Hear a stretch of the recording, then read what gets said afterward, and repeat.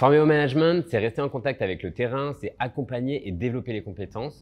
Dans mes diverses expériences, j'ai rencontré des managers formés au management sans appliquer les fondamentaux. Alors un jour, je me suis dit qu'il fallait que je me lance, quoi.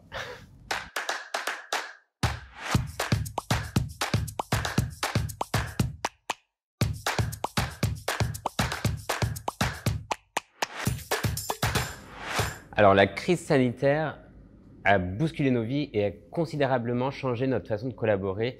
Ça, c'est une certitude. Que ce soit pour les collaborateurs ou les managers, il a fallu s'adapter et se réorganiser face à l'urgence qui s'est imposée à nous. Alors, est-ce que le travail à distance est incompatible avec le management de proximité? Je vous répondrai que non. L'enjeu majeur des managers de proximité est de transférer leurs compétences en distanciel. Depuis le Covid, notre mode de communication est devenu essentiellement digital. Mon premier conseil serait de mettre en place des rituels digitaux collectifs et individuels pour maintenir le lien avec son équipe et favoriser l'engagement. Que ce soit une réunion hebdomadaire ou d'un brief de lancement de semaine, il est indispensable pour le manager de proximité d'informer les collaborateurs sur les actualités de l'entreprise, de rappeler les priorités et de faire un point sur les objectifs collectifs. Ces moments collectifs de courte durée et réguliers sont indispensables et vont permettre de maintenir une vraie dynamique de groupe. Alors, ne négligez pas les temps d'échange individuels qui sont tout autant indispensables pour montrer aux collaborateurs qu'il est important dans la vie de l'entreprise. Au bureau, il était facile pour le manager de déceler l'état d'esprit des collaborateurs autour d'un café, mais aujourd'hui, il faut y consacrer un temps dédié à distance. Il faut laisser la possibilité à chacun de s'exprimer et profiter pour reconnaître leur contribution par des signes de reconnaissance. Un point de vigilance majeur, c'est lutter contre l'isolement. Cela fait plus d'1 an que nous vivons cette crise sanitaire et le mal-être des collaborateurs ne cesse d'augmenter. Ce sentiment d'isolement est dû à un manque de communication ou un manque d'écoute, de disponibilité ou encore de flexibilité de la part du manager.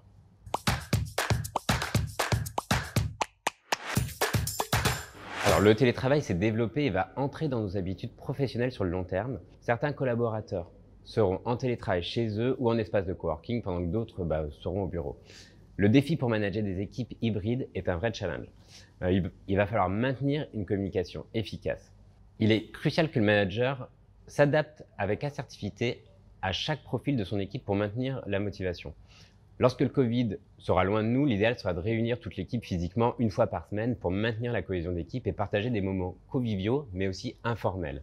Alors, développer l'autonomie des collaborateurs pour qu'ils soient proactifs est une des compétences essentielles du manager dans ce contexte.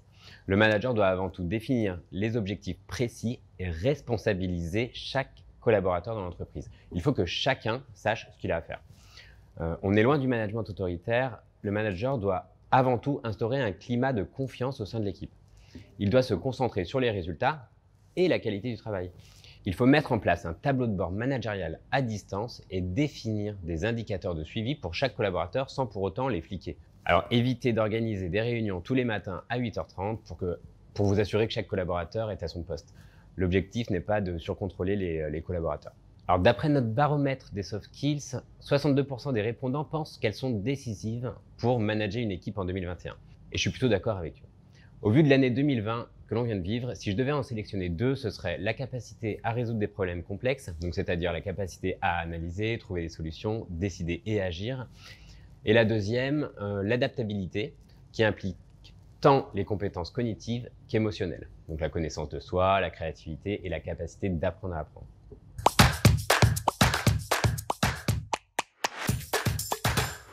La crise a révélé l'interdépendance des collaborateurs.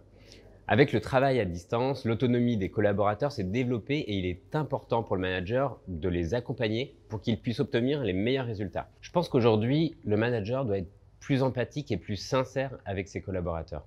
Il y a eu une vraie prise de conscience de leur part. C'est tout simplement de porter attention à ses collaborateurs. Pour moi, en 2021 et dans les années à venir, les managers devront avoir une capacité d'adaptation indéniable.